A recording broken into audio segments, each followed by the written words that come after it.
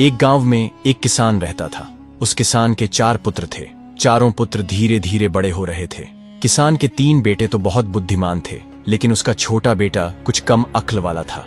मगर उसमें एक विशेषता थी कि जितना वह कम अक्ल का था, उसका शरीर उतना ही बलशाली था। वह बहुत तगड़ा और तंदुरुस्त था। एक दिन किसान ने सोचा, मेरे तीनों बेटे तो बहुत बुद्धिमान हैं, वे अपना जीवन किसी न किसी तरह चला ही लेंगे, लेकिन यह मेरा छोटा बेटा कम बुद्धि वाला है, उसकी जीविका की मुझे बहुत चिंता है। काफी सोच विचार के बाद उसने निश्चय किया कि क्यों न मैं अपने इस छोटे बेटे को पहलवानी सिखा दूं। वैसे भी इसका शरीर देखने में पहलवानों जैसा ही है। अब किसान ने अपने छोटे बेटे को पहलवानी सिखवाना शुरू कर दिया। उसे अच्छी पहलवानों वाली खुराक दी जाने लगी। किसान का छोटा बेटा बहुत जल्दी ही ताकतवर पहलवान बन गया। धीरे धीरे समय बीतता गया। कुछ समय बाद किसान ने अपने 3 बड़े बेटों का विवाह कर दिया।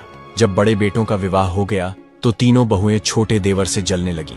वे मन में सोचने लगी, ये छोटा देवर कोई काम धंधा नहीं करता, पूरे दिन बस खाता रहता है, और हमारे पति मेहनत में लगे रहते हैं, ये बैठे बैठे मौज करता है। ये सोचकर तीनों बहुओं ने अलग होने के लिए झगड़ा खड़ा कर दिया। जब बहुएं अलग होने की जिद करने लगीं, तो किसान ने मन में सोचा, अब मुझे अपने छोटे बेटे का भी विवाह कर देना चाहिए। यही सोचकर किसान ने किसी तरह अपने छोटे बेटे का विवाह भी कर दिया। संयोग से वह पहलवान की पत्नी बहुत ही सुंदर और बुद्धिमान थी।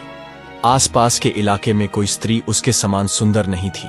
छोटे बेटे का विवाह होने के बाद किसान ने चारों बेटों को अलग अलग कर दिया ताकि घर में कोई झगड़ा ना हो। जब चारों बेटे अलग हुए तो 3 बड़े बेटे जो बुद्धिमान थे, वे तो अच्छी कमाई करने लगे, लेकिन छोटा बेटा जो पहलवान था, उसका तो बस एक ही काम था, अच्छा खाना खाना और रोज पहलवानी करना। इसी कारण जल्दी ही उसके घर में पैसों की तंगी होने लगी। जब खर्च पूरे नहीं हुए तो पहलवान की पत्नी उससे झगड़ने लगी। वह कहने लगी, तुम कोई काम धाम तो करते नहीं, दिन भर पड़े रहते हो, और तुम्हें खाने में भी अच्छा अच्छा चाहिए, ऐसे हमारा गुजारा कैसे होगा। अब दोनों पति पत्नी में झगड़ा होने लगा। चूंकि पहलवान की पत्नी बहुत समझदार थी, उसने सोच विचार कर एक दिन कहा, तुम राजा के पास जाओ और उनसे कहो कि मुझे नौकरी चाहिए। पहलवान बोला, ये तुम क्या कह रही हो, मुझे तो कोई काम ही नहीं आता, मैं बस कुश्ती लड़ सकता हूँ और खा सकता हूँ, इसके अलावा कुछ आता ही नहीं, तो राजा मुझे नौकरी कैसे देंगे, और किसी तरह अगर नौकरी मिल भी गई तो मैं करूंगा क्या।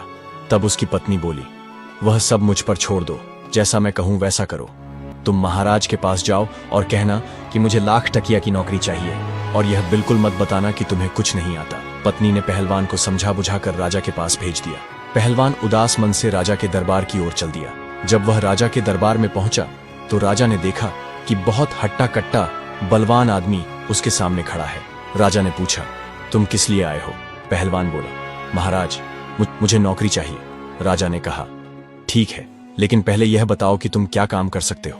तब वो पहलवान कहता है कि महाराज, ऐसा काम जो आपके राज्य में कोई न कर पाए, वह काम मैं करूंगा, परंतु इसके बदले में मैं आपसे 1 लाख का वेतन लूंगा।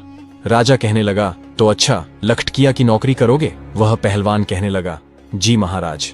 राजा ने अपने मंत्रियों से विचार विमर्श किया और कहा, देखो तो जरा, क्या हमसे पहले कभी किसी पूर्वज राजा ने किसी लखटकिया को नौकरी पर रखा था या नहीं। राजा के मंत्री ने जब पुराने दस्तावेज खंगाले तो उन्हें पता चला कि महाराज के दादा ने भी एक लखटकिया को नौकरी पर रखा था।